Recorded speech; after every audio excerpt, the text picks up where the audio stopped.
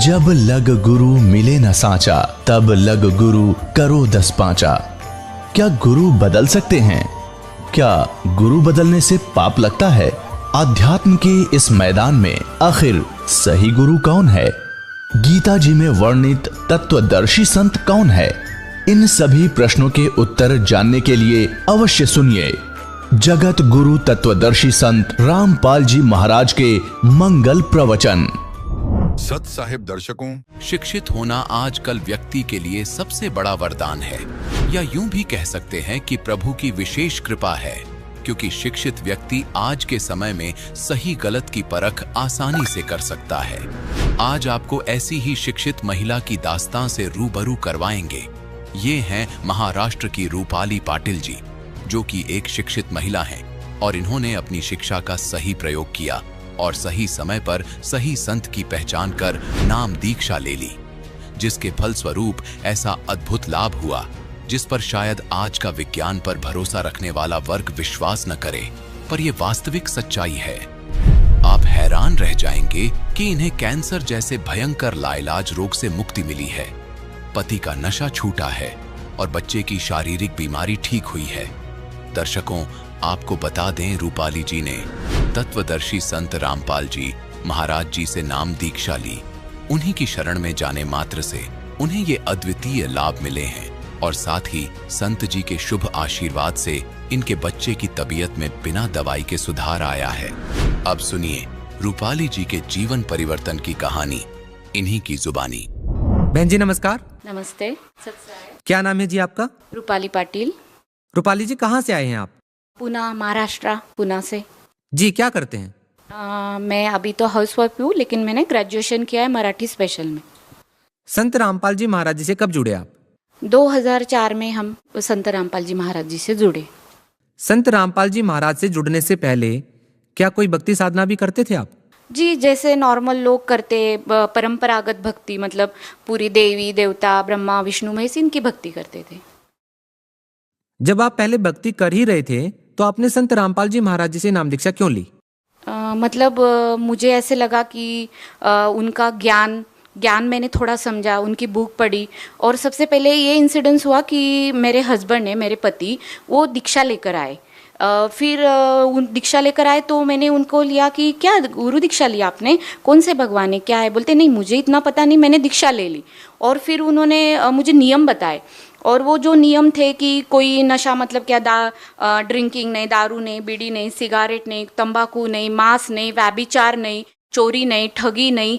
तो मुझे वो नियम इतने अट्रैक्ट हुए कि देखो, मैंने आज तक ऐसे कोई संत नहीं सुने कि ये नियम मतलब मेरा जो लाइफ के तरफ एक गोल था कि इंसान का लाइफ कैसे होना चाहिए, कि उसके लाइफ में सब परफेक्ट होना चाहिए। उसका जो हस्बैंड है तो वो, उसे कोई व्यसन नहीं चाहिए, मतलब व्यसन नहीं है उसके साथ। अगर ये नियम सोचो कि किसी पराई नारी के तरफ बहन बेटी के भाव देखो, उसको रिस्पेक्ट करो, चोरी नहीं, ठगी नहीं, कोई 2 नंबर का काम नहीं।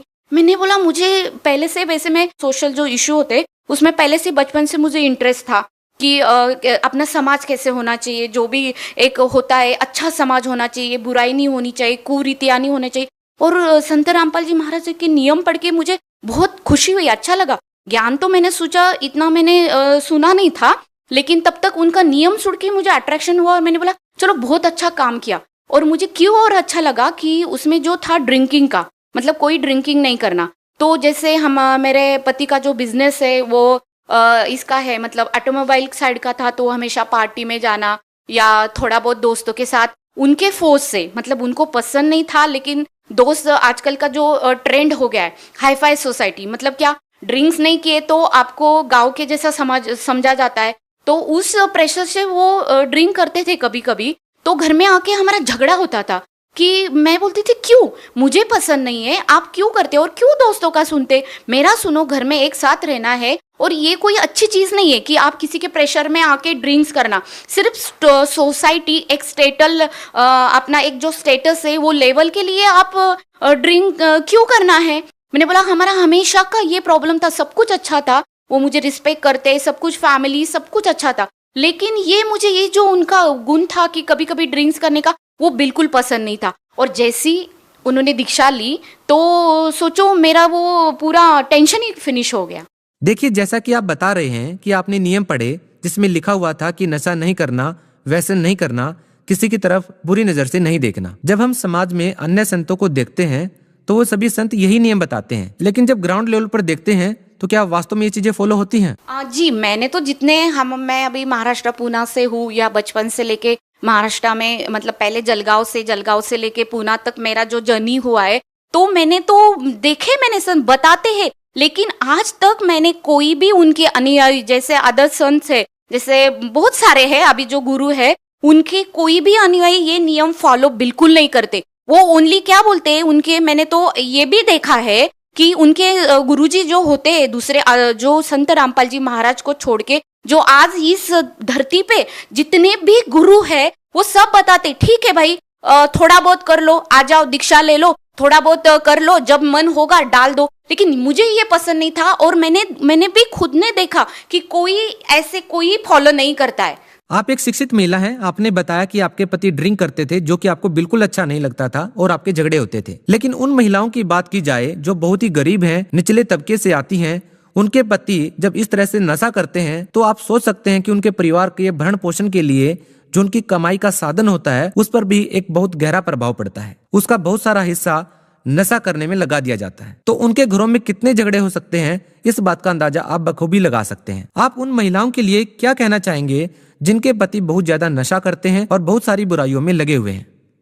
उन महिलाओं के लिए तो मैं कह सकती हूँ, देखो आज तक सरकार ने तो कितने सारे नियम निकाले कि दारूबंदी कर दो, यहाँ ये कर दो, और लेकिन हमने जैसे सोचा, पेपर में देखते हैं, न्यूज़पेपर में पढ़ते हैं, टीवी में पढ़ते, ओनली नियम सिर्फ है ना फॉलो करने के लिए नहीं है, वो नियम सिर्फ कागजों पे है। ये योजना निकाली, वो योजना, एक मोर्चा निकाला, पैसे देके भी मैंने फॉलो किया है। मैं सोशल वर्क में मुझे इंटरेस्ट था, मैंने देखा है पहले कि लोग सिर्फ नियम है ना ये करते, क्या करते हैं, सिर्फ बनाते हैं, लेकिन उसका वो जो अवलंबन, मतलब जो करना है वो कुछ भी उसका 0% है, कुछ भी आज तक। तो फिर अब तक तो फिर कितना समाज कब से ये चल रहा है, तो हम तो सुधर चुके होते।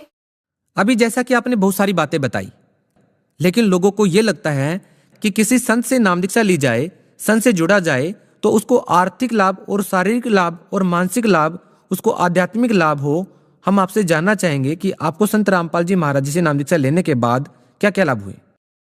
जी, हमें तो इतने सारे लाभ हुए, अगर अभी हम गिनवाते बैठेंगे तो ये मेरा मतलब क्या बोलते हैं ना, ये दिन रात कम पड़ेगा। लेकिन जो स्पेशली थोड़े बहुत जो मुझे लाभ है मैं थोड़ा ही आपको बताऊंगी। कि पहले सबसे पहले लाभ था तो मतलब मुझे खुद को ही डॉक्टर ने बोला कि आपको मतलब प्रॉब्लम है गले में, और जो मुझे एक ऐसे गांठ हुई थी बड़ी, तो मैंने जैसे ट्रीटमेंट स्पेशलिस्ट के पास गई तो उन्होंने बोला कि आपको शायद, हमें लग रहा है कि ये आपको कैंसर का ही है, और आप सुशिक्षित हो, पढ़े लिखे हो, ज़्यादा देर मत करो, जो भी होगा मेडिकल प्रोसेस करो, और उसमें जो भी कोई आता है उस हिसाब से आपका ट्रीटमेंट करेंगे। फिर उन्होंने बताने के बाद जैसे हमने हमारे गुरुजी मतलब संत रामपाल जी महाराज उनको प्रार्थना की, क्योंकि मैं तो नाम दीक्षा ले चुकी थी, मुझे दृढ़ विश्वास था जो भी करेंगे तो मेरे गुरुजी करेंगे। और मैंने ना आज तक सुना था गुरुजी ये लाभ देते, गुरुजी आर्थिक लाभ, शारीरिक लाभ, आध्यात्मिक लाभ, सब लाभ देते। तो मैंने बोला अभी ना मैं खुद ही परीक्षा ले लेती हूँ, अभी तो मेरे ऊपर समय आया। तो मैंने अंतर आत्मा से प्रार्थना की, और प्रार्थना करने के बाद फिर गुरुजी को जैसे हमने बोला, मतलब आत्मा से, मैंने मुंह से नहीं बोला। और सोचो जैसे डॉक्टर ने बोला वो ट्रीटमेंट की, और मेरा जो रिजल्ट आया, मेरा जो रिपोर्ट आया, तो आप लोग हैरान हो जाओगे। मुझे कैंसर था, जब मुझे लगा कि अभी मेरी लाइफ थोड़ी है, ज्यादा लाइफ नहीं है, मेरी पैरों के नीचे की जमीन खिसक गई कि मैं अभी क्या करूंगी। मुझे लगा मैं तो ठीक है, मैं मर गई तो मेरा बेटा है वो कैसे रहेगा, मेरा हस्बैंड तो शायद शादी कर लेगा, लेकिन मेरा क्या होगा। और मुझे तब लगा कि ये जिंदगी इतनी छोटी है, मुझे क्या करना था, और मैं कुछ भी कर नहीं सकूंगी। मैं परमात्मा को मतलब संत रामपाल जी महाराज को प्रार्थना किया, परमात्मा नहीं, मुझे अभी थोड़ा जीना है, मुझे लाइफ दे दो, मुझे इतना जल्दी नहीं मरना है, मेरे बेटे के लिए मुझे जीना है। और इतना चमत्कार हुआ। आप लोगों को चमत्कार लगेगा, आपकी भाषा में ये ऐसे लगेगा कि हम बोल रहे हैं, लेकिन नहीं, मैंने अनुभव किया है। जब खुद के ऊपर आता है ना, इंसान झूठ नहीं बोल सकता। मैं जो भी बोल रही हूँ एक शब्द सच बोल रही हूँ, क्योंकि मैंने जो 2 दिन जब तक मेरा रिपोर्ट नहीं आता, मैंने सहा है कि मृत्यु क्या होती है और जीना क्या होता है। और मेरे परमात्मा ने, गुरु जी ने, संत रामपाल जी महाराज ने इतना प्रार्थना हमने लगाने के बाद उनका ये आया, मतलब उनका मैसेज आया कि बेटा परमात्मा आपको दया करेंगे, आपके संत रामपाल जी महाराज आपके ऊपर दया करेंगे। और फिर हमने मेडिकल रिपोर्ट पाया शाम को, तो उसमें लिखा था कि मुझे सिर्फ ओनली वायरल इन्फेक्शन है। जो 4 डिसीज मुझे बताया था कि एक सर्वाइकल कैंसर, एक टीबी और 2 ऐसे थ्रोट के हिसाब से ही उन्होंने बताया था। और मुझे और क्यों लगा पता है क्या?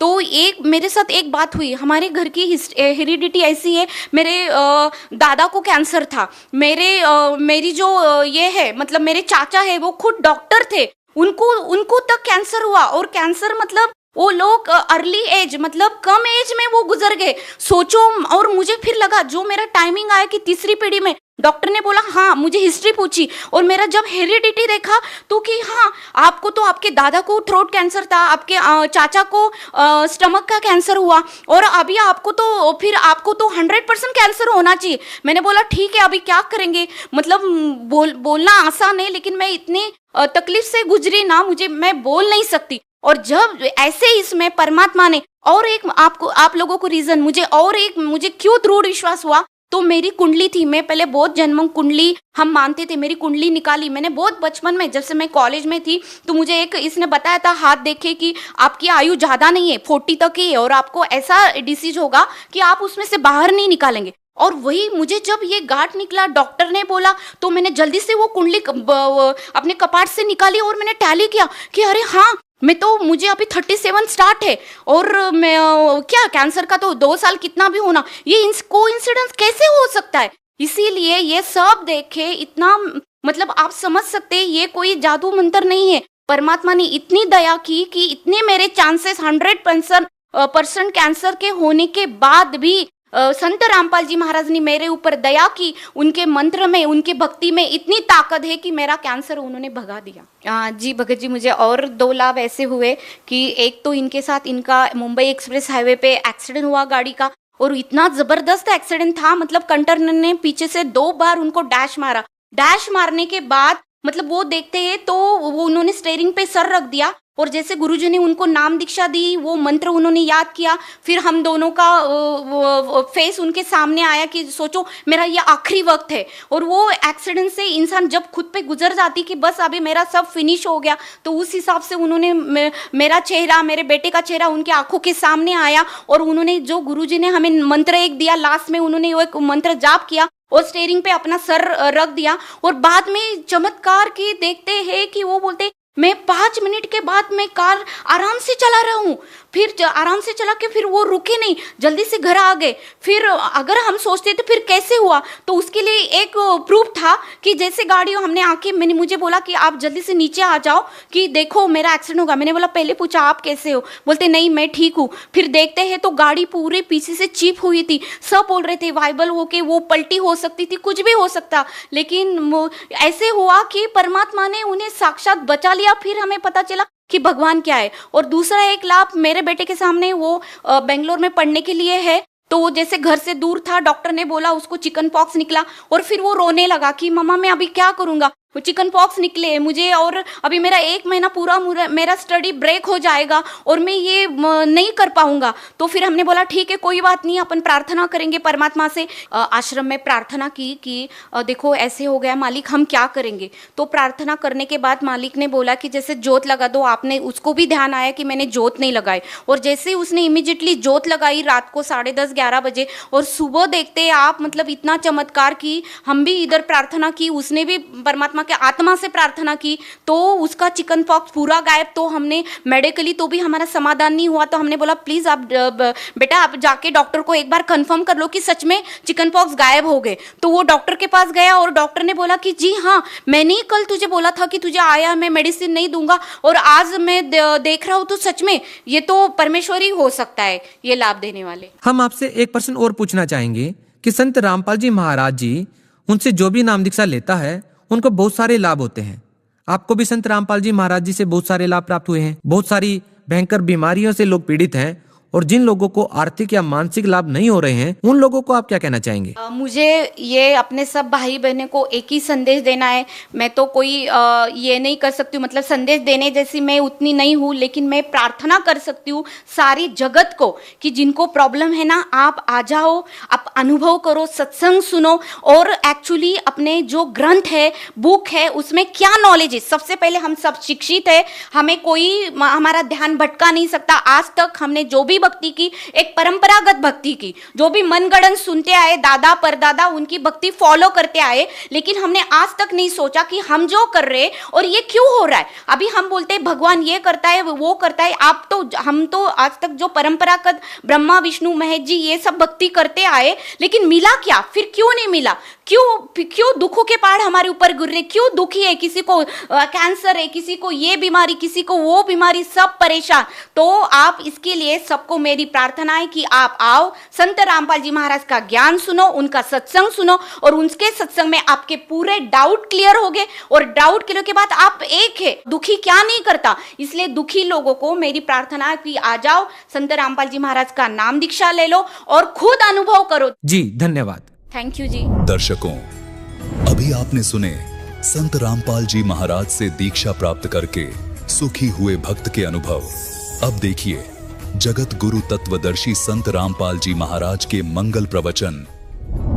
किसी भी ईसाई धर्म के उस पुण्यात्मा को पूछ कर देखो कि परमात्मा कैसा है, वो कहेगा गॉड इज फॉर्मलेस, परमात्मा निराकार है। फिर खाक पढ़ा तुमने अपने इन सदग्रंथों को, तो एजुकेटेड हो गए, ऐसी बात करते हो। पवित्र बाइबल की उत्पत्ति ग्रंथ में पढ़ कर देखो, उसमें स्पष्ट लिखा कि परमात्मा मनुष्य सदृश्य है और उसने अपने जैसा ही मनुष्यों को उत्पन्न किया है। तो वो परमात्मा सतलोक के अंदर एक बहुत बड़े सिंहासन के ऊपर, बहुत बड़े गुम्बज में, एक बहुत बड़ा गुम्बज बना हुआ, यानी जैसे यहाँ मंदिर बनाते हैं, मंदिर को तो एक सीधा सा खड़ा कर देते हैं, ऐसे सीधा सा, बस थोड़ा सा, लेकिन गुम्बज होता है बहुत, एक चौड़ाई उसकी ज्यादा होती, गोलाई, और ऊपर से थोड़ा होता है ऐसा, ज्यादा लंबा ऊंचा नहीं करते जैसे मंदिरों का करते। उसके बीच में परमात्मा एक बहुत अच्छे सुंदर सिंहासन पर बैठे हैं, और उनके सिर पर मुकुट है जैसे राजा के होता है, और ऊपर छत्र है जैसे ये भक्तों ने बना रखा है। ये तो आर्टिफिशियल है, वहां परमात्मा का ओरिजिनल है।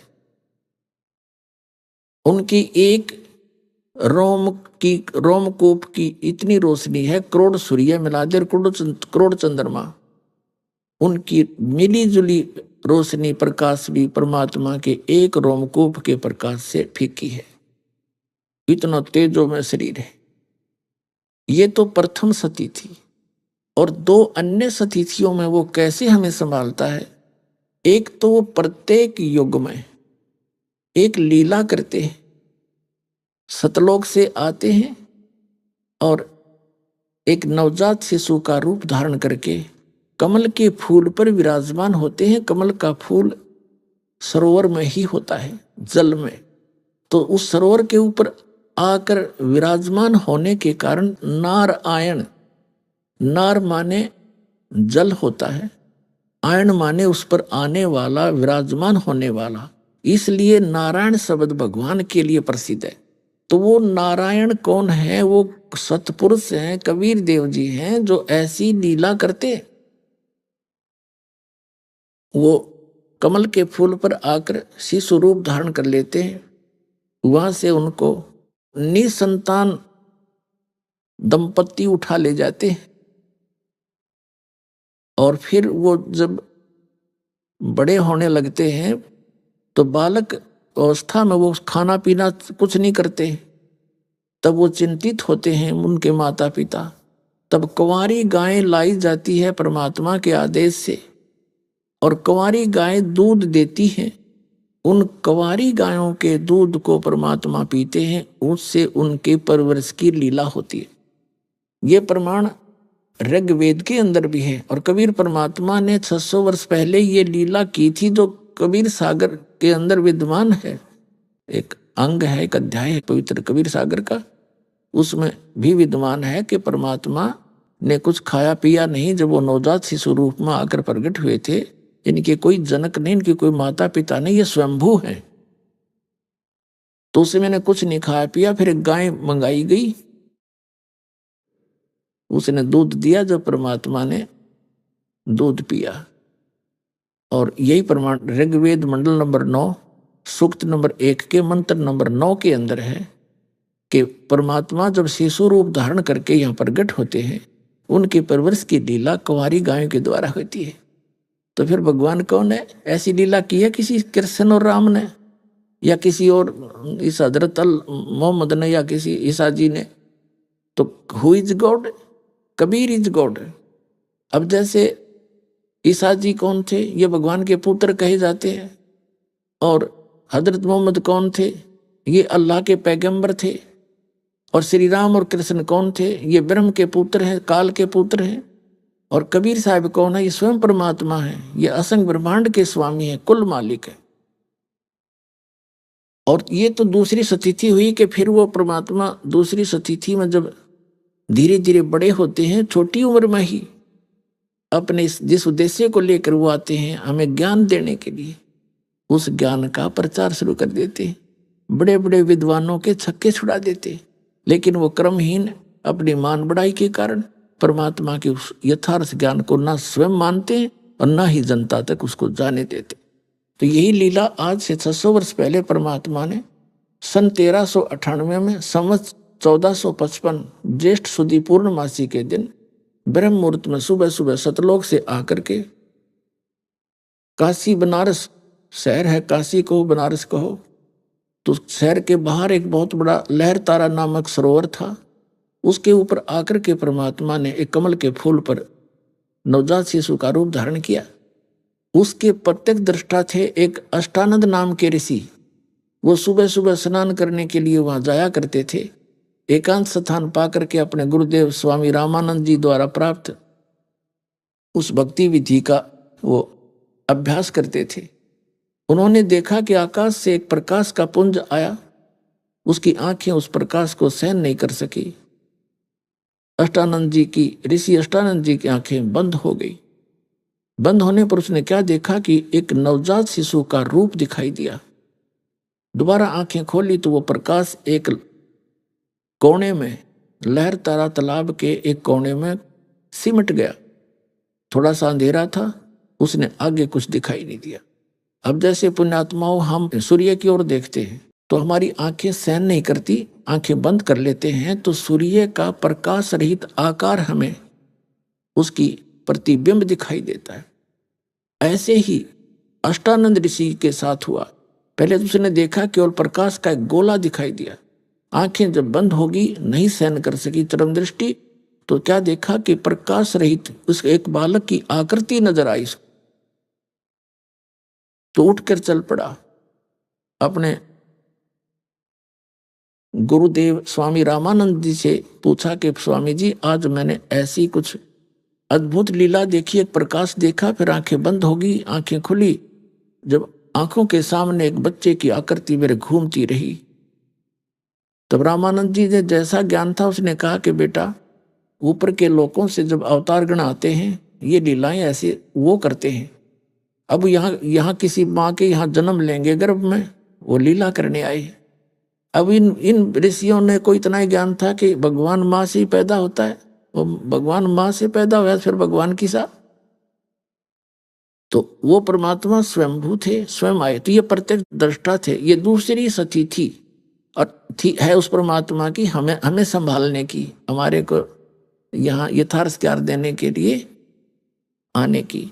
और फिर जब धीरे धीरे बड़े हुए, जुलाहे का काम भी करते थे, एक झोंपड़ी में रहते थे, असंख्य ब्रह्मांडों का पालन करता, एक झोंपड़ी में रहा करता था, कपड़ा बुनकर दिखाते थे।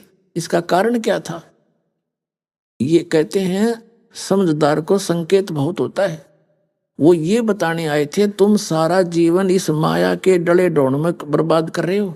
बड़ी कोठी हो, बड़ी कार हो, बड़ा महल हो, और भक्ति जो उद्देश्य था इसका वो भूल चुके हो। जीव को परमात्मा ने कहा है, घर तो 3.5 हाथ और गणा तो 4.25, कह कबीर अधिका कहे वा को नहीं।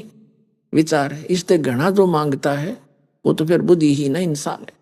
घर तो 3.5 हाथ, क्योंकि ये 3 शरीर जो है 3.5 हाथ का होता है प्रत्येक प्राणी का। हाथ इसको कहते इतने पोर्शन को, और प्रत्येक का यो 3.5 हाथ की पूरी हाइट 3.5 हाथ की होती है।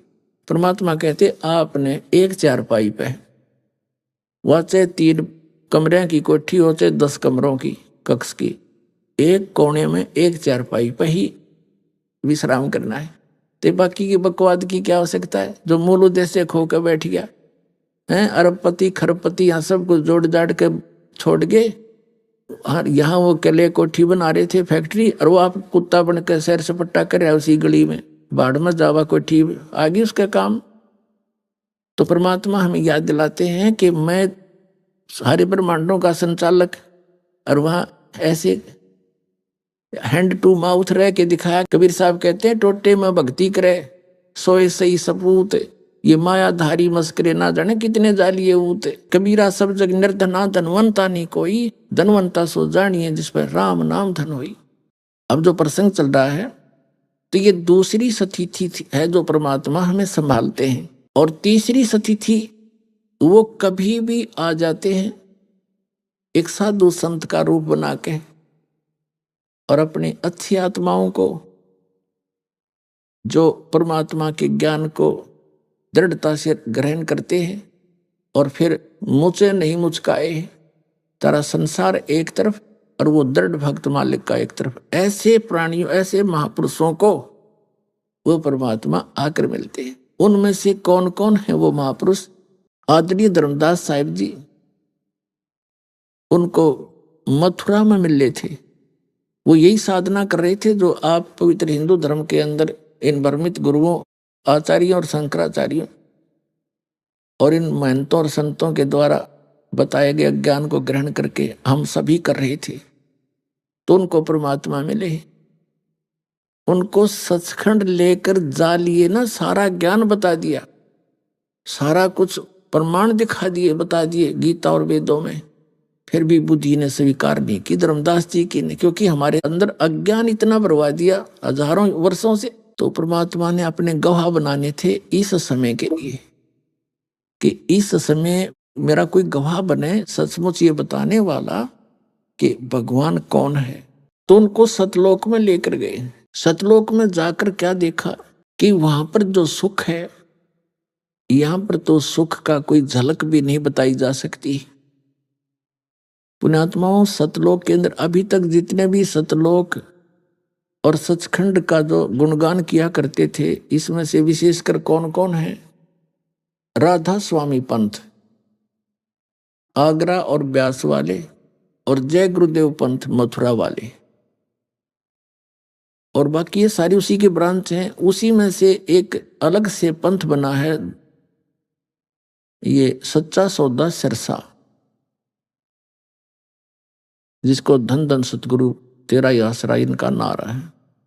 ये सभी, और साथ में कबीर पंथी, और जितने भी ये कबीर पंथी, क्योंकि कबीर साहब ने बताया कि काल ने कहा था, जब परमात्मा यहां आए थे प्रथम बार हमें ये ज्ञान देने के लिए, तो काल ने विरोध किया था कि नीचे नहीं जा सकते, क्योंकि कबीर परमेश्वर अपने पुत्र के रूप में वहां प्रगट थे। उसने बहुत घोर विरोध किया था कि तुम नीचे किस लिए जा रहे हो। तब अपने पुत्र के रूप में विराजमान परमात्मा ने कहा था कि मैं नीचे जाऊंगा, और तूने परमात्मा के बच्चों को मिसगाइड कर रखा है, तूने गलत साधना बता के उनका जीवन नाश कर रखा है, कुत्ते गधे सूअर बना रखे हैं। उनको परमात्मा के विषय में यथार्थ जानकारी देने जाऊंगा, और उनको सही भक्ति बताऊंगा, तेरे जाल से निकाल कर ले जाऊंगा। तब उसने परमात्मा के ऊपर एक घात किया था, उसको मारना चाहा था, लेकिन मालिक की शक्ति के सामने उसकी कुछ नहीं बसाई।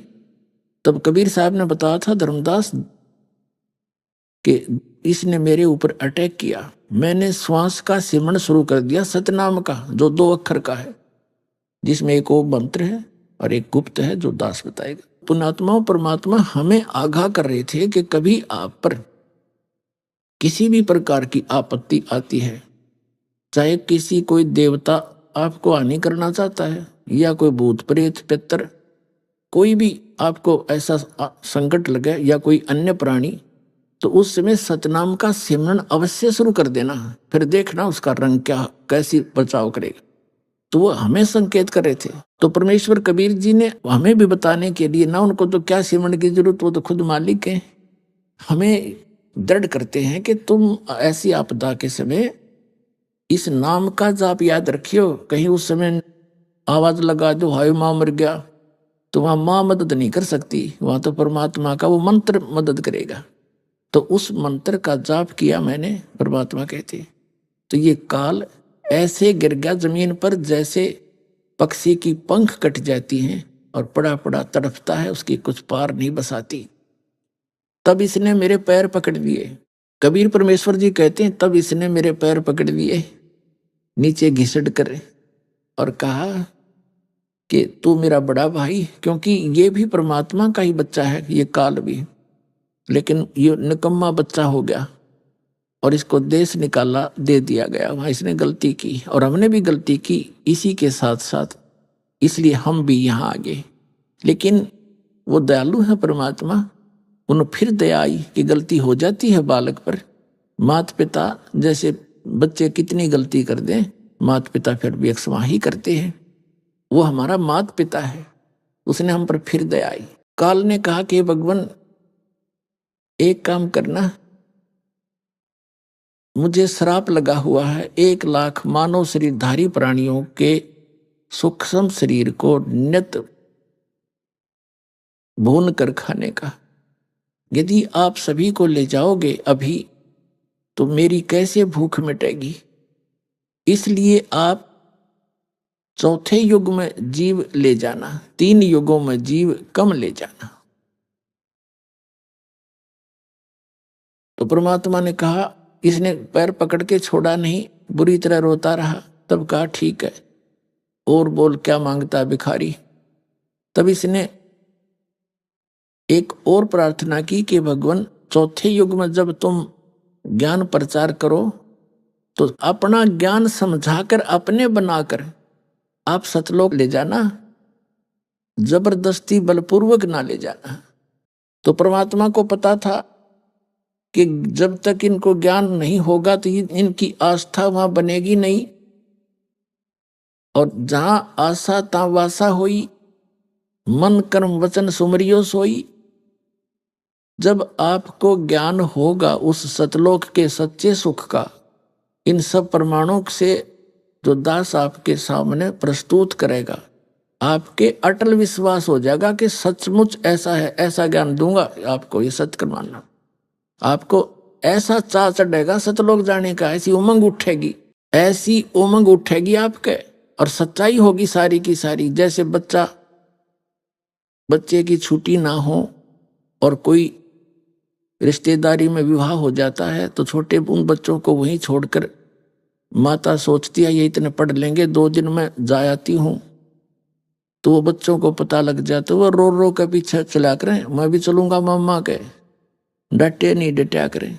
तो ऐसी स्थिति आपकी होएगी, क्योंकि यहाँ का तो आपने देख लिया, ये सांग के सुख है, इससे आप खूब परिचित हैं। और नहीं तो दास के इस ज्ञान से और आपकी ये समझन वाली आंखें क्लियर हो जाएंगी, खूब अच्छी तरह समझ सकोगे।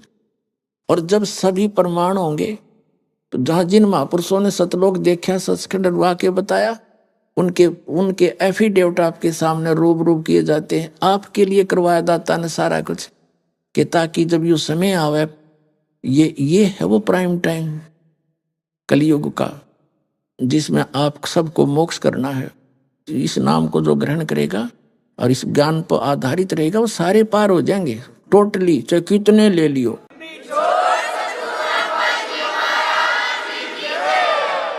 तो परमात्मा को ये भी मालूम था कि सतयुग त्रेता द्वापर में पुनकर्मी प्राणियों के ही जन्म होते हैं, और वो जो भी साधना डले ढोरे हैं, शास्त्र विरुद्ध कर रहे हैं, वो ये सोच लेते हैं कि जो हमें संसारिक सुख या कोई बचाव किसी से हो रहा है, ये हमारी इन्हीं पूजाओं से हो रहा है। ये उनको भ्रम रहता है। इसलिए परमात्मा के उस यथार्थ ज्ञान को बहुत ही इक्का दुक्का ही व्यक्ति स्वीकार किया करता है, सतयुग त्रेता द्वापर तक। अब कलयुग में मालिक को पता था कि कर्महीन प्राणियों का जन्म होगा, इनके पूर्व जन्म के पुण्य गणे नहीं होंगे, तो ये जो साधना कर रहे होंगे उनसे उनको कोई लाभ होगा नहीं, तो फिर ये साधना करते करते भी दुखी हो रहे होंगे। तो काल ने क्या कहा था कि 3 युगों में जीव थोड़े ले जाना, और चौथा युग जब कलयुग आवे तब तो शरण जीव बहु जावे, ऐसा वचन हर मोय दीजे, तब तुम गवन संसार ही कीजिए। अब परमात्मा ने कहा ठीक है, तूने जो मांगा मैंने बख्श दिया, 3 युगों में जीव कम ले जाऊंगा, और चौथा युग जब कलयुग आवेगा, चौथे युग की कलयुग की बिचली पीढ़ी में जब 5500 वर्ष कलयुग बीत जाएगा, तब मैं अपना एक अंश भेजूंगा, अपना प्रतिनिधि, अपना दास भेजूंगा, और उस समय उसको मैं सारे मंत्र दूंगा, कंप्लीट नॉलेज दूंगा, और वो फिर पूरे विश्व को ज्ञान देगा, सबका कल्याण करेगा। कृपा कबीर जी की ही होगी। तो परमात्मा ने जब इसने ये आदेश दे दिया, कबीर साहब ने यथा तथास्तु कर दिया, तब काल ने कहा, हंसा फिर ये, जब इसका सारा काम उल्लू सिद्ध हो गया। यहाँ तो ऐसा ही है, आप यहाँ के किसी भी व्यक्ति की वृत्ति देख लो, इस काल निरंजन जैसी है। जो ही इसका काम बन गया, हाँ होगी, तभी आंखें बदल गया। कहा कि कलयुग में बेशक चले जाइयो, 12 पंथ करूं मैं साजा, और तुमरा नाम ले करूं आवाजा। 12 पंथ नाम जो ले ही हमरे मुख में आन सुम हुई, और अनेक पंथ चलाऊं या विद जीवों को भरमाऊं, और बेशक चले जाइयो जोग जीत संसारा, जीव न माने कहा तुम्हारा, जीव तुम्हारा कहा न माने, और हमरी ओढ़ हो बाद बखाने। काल ने कहा था कि जब कलयुग आवेगा, इनको ऐसा कर दूंगा, ऐसे अज्ञान से ठोक दूंगा कि ये मेरी तरफ दारी करेंगे, और मेरी ओढ़ होकर, मेरी तरफ होकर के पक्षदारी करेंगे, और तुम्हारे साथ वाद विवाद करेंगे, तेरी कोई नहीं सुनेगा। अब इसने आप देख रहे हो, द्वापर तक कोई धर्म नहीं था, अब कलयुग में हिंदू धर्म बना दिया इन आचार्य और शंकराचार्यों के द्वारा। पहले बौद्ध धर्म शुरू हुआ था, उसके बाद ये हिंदू धर्म बना दिया, उसके बाद फिर ये ईसाई धर्म बना दिया, उसके बाद मुसलमान धर्म बना दिया, उसके बाद फिर सिख धर्म बना दिया, और पता नहीं कितने पंथ चला दिए। जैसे 12 पंथ, कबीर पंथ के अंदर 12 पंथ, जितना भी आज विश्व में विस्तार है, कबीर पंथी लगभग 15-16 करोड़ 20 करोड़ होंगे पूरे भारत में, और सारे इन 12 पंथों नकलियों से संबंधित है, और कहते हैं कबीर पंथी, और कक्का उनको पता नहीं, सारी गलत साधना करते हैं, मंत्र देते हैं, अजर नाम, अमर नाम, पाताल सब सिंधु नाम, यही हंस का काम, ये मंत्र है। वो तो 2 अक्षर का नाम जो धर्मदास जी को दिया, सतनाम और सार शब्द गुप्त रखा था, वो बताया और कहा अब इसको गुप्त रखो, पिछली पीढ़ी में बतावांगे सबको। और एक ये देता है जम्मू के अंदर श्री मधु परमहंस, यूं का मेरे जैसा किसी के पास ज्ञान नहीं, एक सारे ब्रह्मांड में। हर नाम क्या देता है, सतगुरु और सतनाम, खाक मंत्र है यो। अरे कान में फूक मार जो कर दे, नु यू सार शब्द है, ना कहने वाले ने पता यू के है, ना सुनने वाले को पता। नो कहो कहा ना जाई, लिखा ना जाई, बोला ना जाई, ये तो वाणी का विषय नहीं है। कबीर साहब कहे आदि नाम हमने भाग सुनाया, कि मूर्ख जीव मरब नहीं पाया, हमने तो बोल कर बताया, उसका जाप करने का है। आदि नाम का सुमन कर ही सो भव सागर से तरही। तो ये सारे नकली पंथ हैं, कबीर साहब के 12 पंथ। और फिर उसके बाद और अनेक पंथ चलाऊं या विद जीवों को भरमाऊं, तो उसमें अनेक पंथों में से ये राधा स्वामी पंथ, जय गुरुदेव पंथ, राधा स्वामी पंथ आगरा और ब्यास वाले, ये ठाकुर जी वाले, कृपाल वाले, दनौद भिवानी वाले, और ये सच्चा सौदा सिरसा जगमाल वाली, ये गंगवा पंगवा, ये भी ये सारे उसी शिवदयाल जी के ही विचारों का एक कुएं का जल है। इनके अंदर वही ज्ञान, वही साधना। इन सच्चा सौदा वालों ने थोड़ी सी अटपट करके न्यारा 3 मंत्र बना लिया, काल मूर्त सब स्वरूपी राम सतपुरख, इसको जपते रहो, मोक्ष सतलोक पहुंच जाओगे। अरे भले आदमी, सतपुरुष, अकाल मूर्त, सबद स्वरूपी राम, ये तो उस भगवान के पर्यायवाची नाम है। उस अविनाशी भगवान कहो, सत्यनारायण कहो। जैसे जल पानी नीर, जल पानी नीर करते रहो। क्या जल पानी नीर ऐसे मिलेगा? उसका प्रोसेस है, उसको पाने का अलग से प्रोसीजर है। जैसे हैंडपंप लगाना है, बोकी लाओ, पाइप लाओ और वो मेहनत करो। ये 2 नाम का जो मंत्र आपको दिया जाता, सतनाम 2 अक्षर का, ये श्वास उश्वास से सिमरना, ये तो समझ लो बोकी मारी जाएंगी। और बोकी ने अपना काम कर दिया, बोकी ने अपना काम कर दिया, पाइप पहुंचा दी जल तक। तो सतनाम का इतना काम समझ लो 2 अक्षर के का। सतनाम से भी भगवान नहीं मिला, लेकिन इसके बिना भी भगवान नहीं मिल सकता। भगवान कौन? जैसे हमारा पूज्य जल है, हमारा इष्ट देव पूज्य जिसको हमने प्राप्त करना, वो जल है। और ये बाकी साधना है। ये मंत्र जो आपको दिए जाएंगे हमारी पूजा नहीं है, यह तो साधना है। पूजा वो होती है जैसे एक पतिव्रता लड़की अपने पति की पूजा करती है और अन्य सभी परिवारजनों का और रिलेटिव्स का सबका सत्कार करती है। तो सत्कार अलग होता है, पूजा अलग होती है। तो ये जो साधना हम करते हैं ये तो हमारी मजदूरी है उसको पाने के लिए।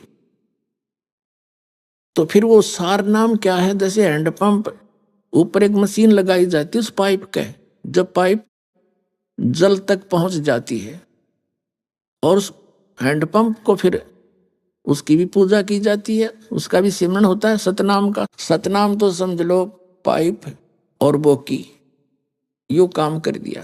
और सार शब्द नहीं मिला तो भी काम अधूरा रह गया, क्योंकि पानी मिला नहीं, हैंडपंप के बिना वो मशीन नहीं लगेगी। तो सार शब्द जिसको आदि नाम भी कहा है, ये वो मशीन है हैंडपंप। तो जब आपका इस योग्य सिमरन हो लेगा, 3री बार में आपको सार शब्द दिया जाएगा। और सार शब्द का भी सिमरन करना है। जल निकालने के लिए हैंडपंप को भी ऐसे सेवा करनी पड़ेगी, चलाना पड़ेगा, ऐसे मिलेगा। तो ये गलत साधना कर रहे हैं ये सभी संत पंथ। दास का उद्देश्य किसी की निंदा करना नहीं, इनको भी सतर्क कर रहा हूं। आप भी गलत कर रहे हो सारे। और दास कोई गलत कह रहा है तो मुझे बताओ, एक तो आओ सामने और ताकि मैं सुधार करूं अपने ऊपर। एक बता जो आके।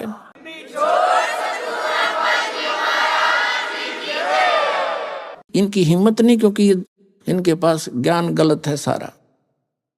तो इनको स्वीकार करना चाहिए, अभिमान त्यागना चाहिए। ये समय बहुत कीमती है और ये एक बार ये प्राइम टाइम है, ये जो कलयुग में परमात्मा का और काल का एग्रीमेंट हो रहा है कुछ समय का। और इसमें जो निकल गए बस फिर तो यही है। कहते हैं माया काली नागनी अपने जाए खा, और कुंडली में छोड़े नहीं 100 बातें की बात।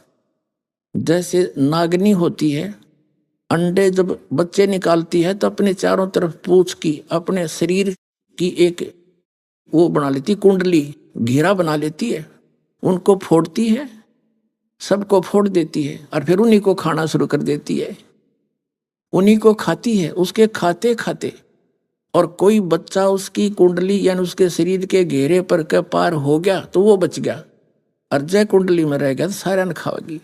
तो परमात्मा कहते हैं यह एक कुंडली ईब तोड़ी है हमने, ये कुछ समय का समय दिया है, ये 1000 वर्ष चलेगा। ये परमात्मा का यथार्थ ज्ञान पूरे विश्व में चलेगा। और जो इस समय निकल गया, मनुष्य जीवन प्राप्त है, ये ज्ञान प्राप्त कर लिया, सतभक्ति कर ली, वो तो निकल गया। न तो कहते जो कुंडली में रह गया, जो यही रह गया तो इसको फिर ये इसी का हार है। अभी आपने सुने संत रामपाल जी महाराज के मंगल प्रवचन। आइए अब सुनते हैं संत रामपाल जी महाराज से नाम दीक्षा लेकर सतभक्ति करके अद्भुत लाभ प्राप्त करने वाले अनुयायी के विचार। दर्शकों कहते हैं कि अगर जिंदगी बद से बदतर बन जाए तो उस जीने में भी क्या जीना। जी हाँ, आज हम आपको एक ऐसी महिला के जीवन से रूबरू करवाने जा रहे हैं जिन्होंने अपने जीवन में अनेकों दुख सहे। ये हैं हेमलता जी, जिनकी भक्ति की यात्रा एक दर्द भरे संघर्ष से शुरू होती है। मध्य प्रदेश के ग्वालियर से आने वाली हेमलता जी ने संत रामपाल जी महाराज से 21 मार्च 2013 को नाम दीक्षा ली। इससे पहले उन्होंने लक्ष्मी जी, विष्णु जी और साईं बाबा के मंदिरों में नियमित पूजा अर्चना की, लेकिन उन्हें कोई लाभ नहीं हुआ। उनके पति सोराइसिस की गंभीर बीमारी से पीड़ित थे, जिससे उनकी हालत इतनी खराब हो गई थी कि उनका इलाज कराना भी मुश्किल हो गया था। घर की आर्थिक स्थिति भी कमजोर थी और हेमलता जी को बच्चों की पढ़ाई और किराए की चिंता सताती थी। 2011 में इनके एक बच्चे की असामयिक मृत्यु ने उनके जीवन को और भी कठिन बना दिया। हालांकि जब हेमलता जी ने संत रामपाल जी महाराज से नाम दीक्षा ली तो उनके जीवन में चमत्कारी बदलाव आया। उनके पति की बीमारी में सुधार हुआ और हेमलता जी की आर्थिक स्थिति भी बेहतर हुई। आज हेमलता जी अपने परिवार के साथ संत रामपाल जी महाराज के आशीर्वाद से खुशहाल जीवन जी रही हैं। उन्होंने न केवल आध्यात्मिक लाभ प्राप्त किया है, बल्कि इनके जीवन में स्थिरता और शांति भी आई है। अब सुनिए हेमलता जी के जीवन परिवर्तन की कहानी इन्हीं की जुबानी। नमस्कार जी। सच साहब। क्या नाम है जी आपका? हेमलता। कहाँ से हैं आप? MP ग्वालियर। संत रामपाल जी महाराज से आपने नाम दीक्षा कब ली? संत रामपाल जी महाराज से नाम दीक्षा हमने सन 2013 21 मार्च को ली। संत रामपाल जी महाराज से नाम दीक्षा लेने से पहले आप क्या भक्ति साधनाएं करते थे? संत रामपाल जी महाराज से नाम लेने से पहले माता की, विष्णु भगवान की, साईं बाबा के मंदिर जाते थे। हर गुरुवार प्रसाद चढ़ाते थे। मंगलवार हनुमान जी को भी प्रसाद चढ़ाते थे, चूल्हा निकलवाते थे। तो जो इतनी सारी भक्ति साधनाएं आप करते थे, इनसे आपको क्या क्या लाभ हुए? सर जी कोई लाभ नहीं। इतनी भक्ति करते थे, शंकर जी का हड़ताल का व्रत भी रहते थे वादों का। लाभ तो नहीं हुए, हानि शुरू हो गई। हमारे पति को सोराइसिस की बीमारी हो गई। सारा शरीर इतना था कि वहाँ पे उंगली भी नहीं रख सकते थे। आंखें, सर, इतनी इतनी चमड़ी झाड़ते थे झाड़ू लगाते समय बिस्तर से। और जहाँ भी डॉक्टर को बताते थे इलाज करवाया, सारस्वत से भी दवा ली। जो गजराजा, ग्वालियर का बड़ा हॉस्पिटल है, गजराजा में बैठते हैं, उनसे भी 3000 की दवाई आती थी। काम धंधा इतना था नहीं, छूट जाता था, शरीर में बहुत दर्द रहता था। सोचते थे बच्चे कैसे पालें। एक बेटी एक बेटा था, वो भी पढ़ रहे थे, उनकी फीस भरना मुश्किल हो रही थी। कमरे का किराया कैसे दें भगवान। कहते इतनी भगवानों की पूजा कर रहे हैं, इतना इन्हें याद कर रहे हैं, फिर भी ये भगवान हमारी सहायता क्यों नहीं कर रहे हैं। कभी कभी लगता था ये पत्थर में बैठे हैं तो कहीं पत्थर तो नहीं। फिर 2011 में लड़का पेट में बच्चा आया और वो सिविल हॉस्पिटल में अच्छी तरह नॉर्मल डिलीवरी हो गई। 21 दिन का होकर हमारा बच्चा ख़त्म हो गया। उसकी कनपटी नीली पड़ी थी। तुम्हारे पति ने बोला कि आपने इसके ऊपर हाथ रखा है मुंह पे, बच्चा आपने मारा है। हे भगवान, मैं माँ हूँ, मैंने दोनों बच्चों को भी लिटाया है। मैंने अपने पति से हाथ जोड़ के प्रार्थना की, ये बच्चे को मैंने नहीं मारा। सन 2010 में हमारी मम्मी भैया नामदान लेकर आए संत रामपाल जी महाराज से। उन्होंने हमें बताया, भाई हमारे पास आया। हम संडे के दिन गोबर से लीप कर पूजा करते थे। सूर्य भगवान को 2:30-3 बजे टिक्कर बनाते, भोग लगाते, प्रार्थना करते कि हे भगवान हमारी सुन लो, हमारे पति की बीमारी ठीक कर दो। कुछ तो बच्चे की तड़प में रोते थे, फिर भी व्रत पूजा बंद नहीं कर रहे थे। हानि हो रही थी हमें बहुत। फिर भाई बोला आप भगवान को नहीं जानती, जो सच्चा परमात्मा उसे आप नहीं जानती। कौन है भगवान? नहीं, शंकर जी। बोले नहीं, ये भी काल है। फिर विष्णु भगवान होंगे भगवान। बोले ये भी काल है, तो आखिर भगवान कौन है? मैंने भाई को बोल दिया आप रावण के लोग से आए हो, आप उल्टा सीधा बोल रहे हैं। बोले दीदी आपको समझ में नहीं आ रहा, आप हमारे साथ चलो। भाई घर ले गया तो वहाँ पे गुरु जी का सत्संग चल रहा था। मुझे समझ नहीं आया कि परमात्मा क्या बता रहे हैं, क्षर पुरुष अक्षर पुरुष। तो ज्ञान गंगा दी कि आप ज्ञान गंगा पुस्तक लेते जाओ। घर पे आके मैंने उसे पढ़ा, अनुभव पढ़े भक्तों के पीछे, तो थोड़ी हृदय में आई कि ये परमात्मा है संत रामपाल जी महाराज। तो वो 1.5 साल पुस्तक हमारे घर पर रखी रही। कभी कभार पढ़ते थे और लोगों को भी बताते थे। हमने नामदान तो नहीं लिया था कि ये संत आए हैं, ये भगवान है, इनसे नामदान ले लो, सारे रोग खत्म। फिर हम कहते थे मेरे तो रोग खत्म नहीं हो रहे, मेरा घर उजड़ रहा है, मेरे पति भी मुझसे उस बच्चे के पीछे लड़ते थे, तूने मार डाला।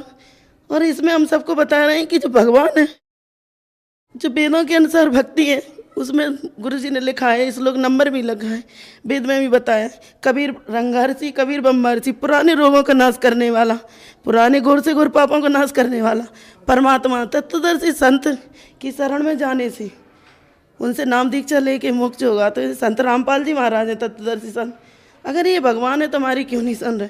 नामदान तो हमने ले नहीं रखा था। फिर सर जी क्या हुआ कि हमारे एक बच्चा और पेट में आया, जो है भी वो बच्चा पेट में आया तो वो पहले जैसा हाल हुआ, हमारा पेट में दर्द हुआ, पहले ही बच्चा सूख गए थे, एवर्सन करवाना पड़ा। तो हम डॉक्टर के पास चले गए, डॉक्टर के पास गए, वहाँ से दवा बोले ये खा लो कल आना।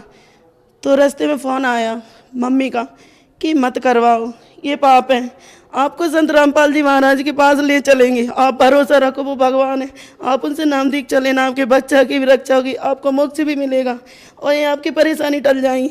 मैंने वहाँ से बोला क्या वो भगवान है कि तू किताब नहीं पढ़ती? पढ़ते तो हैं, किताब पढ़ते हैं, लेकिन हमें क्यों नहीं सुख मिल रहा है कि बेटा नामदान लेना पड़ता है गुरुजी से।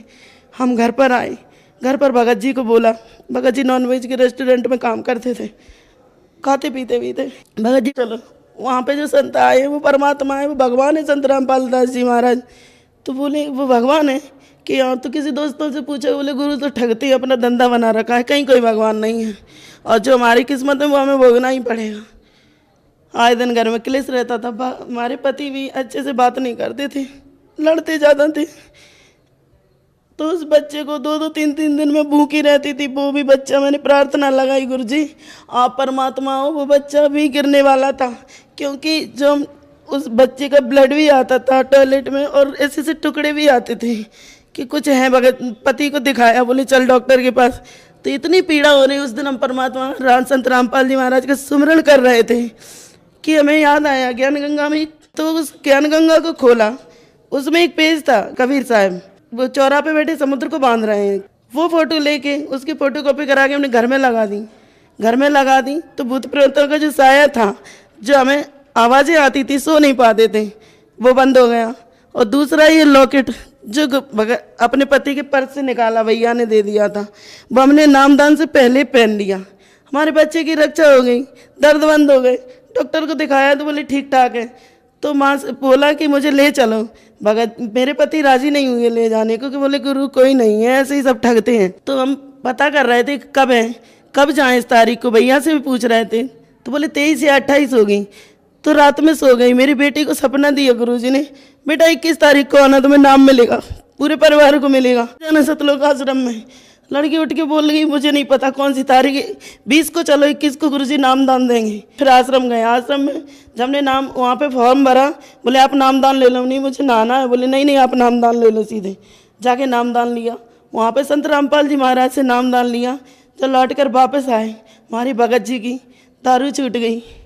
जो पुड़िया हमें भी आदत पड़ गई थी पुड़िया खाने की, वो भी छूट गई। पहले ही गुरुजी ने 3 महीना से छुटवा दी थी नामदान लेने से पहले। और फिर बुला लिया मालिक ने तारीख दे के शरण में। और उधर से लौटे तुम्हारे भगत जी नॉनवेज का काम छोड़ दिया, अब घर पे बैठ गए, माला करने लगे दोनों।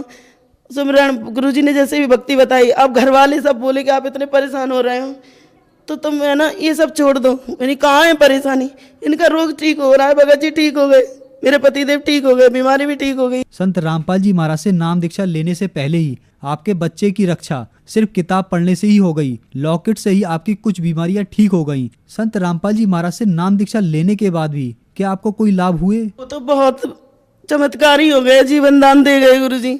जब बच्चे डिलीवरी होनी थी 2 तारीख को, ऐसा डॉक्टर ने बोला था, 2 को हमारे पतिदेव रेडी लगाते थे, उस पर चले गए। रेडी के बाद पानी बरसात होने लगी। फिर लड़की ने फ़ोन लगाया कि पापा आ जाओ, मम्मी को दर्द शुरू हो गए। तो उस दिन तो नहीं आए, 4 दिन दर्द सहन किया। 4 तारीख को ग्वालियर के सबसे बड़ा हॉस्पिटल है कमला राजा हॉस्पिटल, उसमें ले गए। सिविल हॉस्पिटल से मना कर दिया, प्रसाद से भी मना कर दिया कि इनकी डिलीवरी यहाँ नहीं हो सकती। बहुत अल्ट्रासाउंड जांचे देख के बोली यहाँ पे मुश्किल है, यहाँ पे मशीनें भी नहीं है, शायद इनकी जान को खतरा भी है। तो वहाँ पर ले गए। वहाँ पर ऑपरेशन रात के 12 बजे हुआ।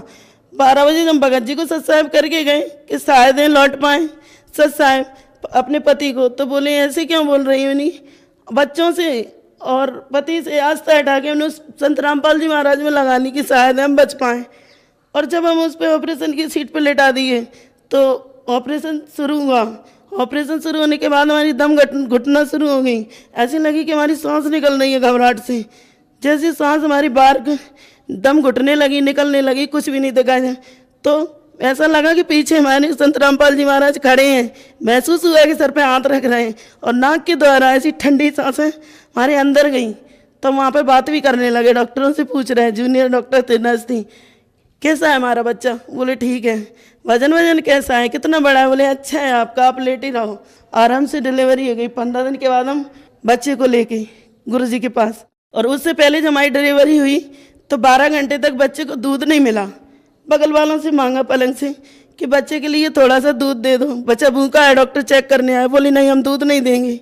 हमने कहा अगर आप हमसे कोई मांगता तो हम तो सारा दूध बच्चे को दे देते, अपना भी पिला देते। हाथ जोड़ जोड़ के कह रहे कोई थोड़ा सा दूध दे दो, इस बच्चे को पिलाना है। तो बोली नहीं, हमारे पास दूध नहीं है। रह गए। हमारे पति दूध लेने बाहर चले गए। बोले कि घर से कहीं किसी के पड़ोस में गाय है, वहाँ से लाएंगे। हॉस्पिटल नहीं पहुँचे। मम्मी ने भी मांगा। रात की 12 बजे की डिलीवरी, बच्चा जन्मा। सुबह का दोपहर को 1 बज गए। अब रोना बंद कर दिया। डॉक्टर बोला इसे दूध पिला दो, जैसा भी हो वैसा पिला दो, नहीं ये बच्चा बचेगा नहीं। उसको देख के हमारे अंदर सीने में दर्द उठा तो बहुत भयंकर दर्द था, बहुत भयंकर पीड़ा थी। माँ को बोली कि मैं नहीं बच पाऊंगी। तो सिकाई विकाई के लिए ले गए। बोले आप मम्मी आप बताती हैं घर पे आके कि आप याददाश्त खो बैठी थी ना, तो बच्चे को पहचान रही थी, डॉक्टरों को मार रही थी, काट रही थी, वहाँ पर इतना हंगामा कर रही थी, आपको रस्सियों से बांधा गया। हमें ऐसा थोड़ा याद है कि मैं भैया को घुसा मार रही थी और पहचानने की कोशिश कर रही थी कि हमारा भैया है, लेकिन नहीं पहचान पा रही। मम्मी भी आई, ये हमारी माँ है, तो हम उनसे बात नहीं कर पा रहे। और जब सो गए तो गुरुजी हमारी आत्मा ले गए। संत रामपाल जी महाराज ऊपर गद्दी सिंहासन पर बैठे हुए हैं, हम लोग नीचे बैठे हैं। तो हम पूछ रहे हैं आपस में भक्तमती भगत जी से कि यहाँ पे क्या हो रहा है, एक दूसरे को कपड़ा क्यों फेर रहे हैं? बोले यहाँ पे पागलों का इलाज हो रहा है, ये ठीक हो रहे हैं, पागल ठीक हो रहे हैं।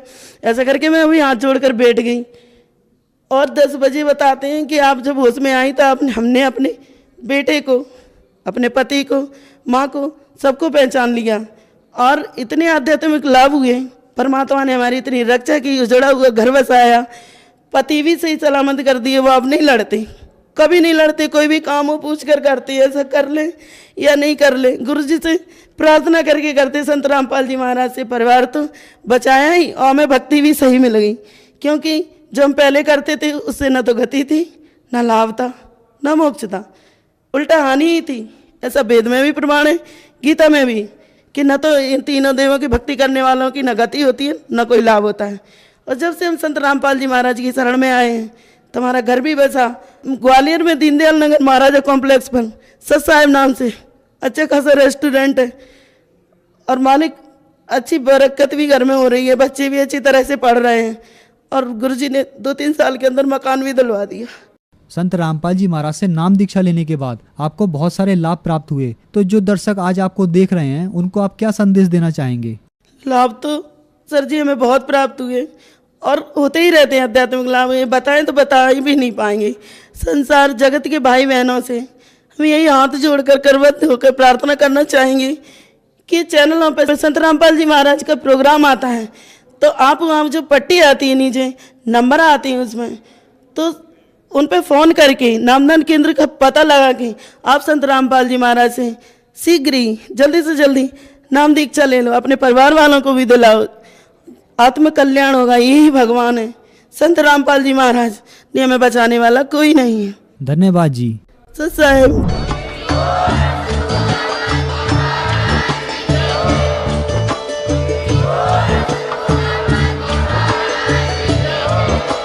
आप सुन रहे थे जगत गुरु तत्वदर्शी संत रामपाल जी महाराज जी के मंगल प्रवचन। अधिक जानकारी के लिए विजिट कीजिए हमारी वेबसाइट www.jagatgururampalji.org। संत रामपाल जी महाराज जी के शुभ आशीर्वाद से पूरे विश्व भर में 500 से भी ज्यादा नाम दीक्षा केंद्र हैं, जिन पर संत रामपाल जी महाराज जी द्वारा ऑनलाइन निशुल्क नाम दीक्षा दी जा रही है। अपने नजदीकी नाम दीक्षा केंद्र का पता करने के लिए संपर्क करें 8222880541।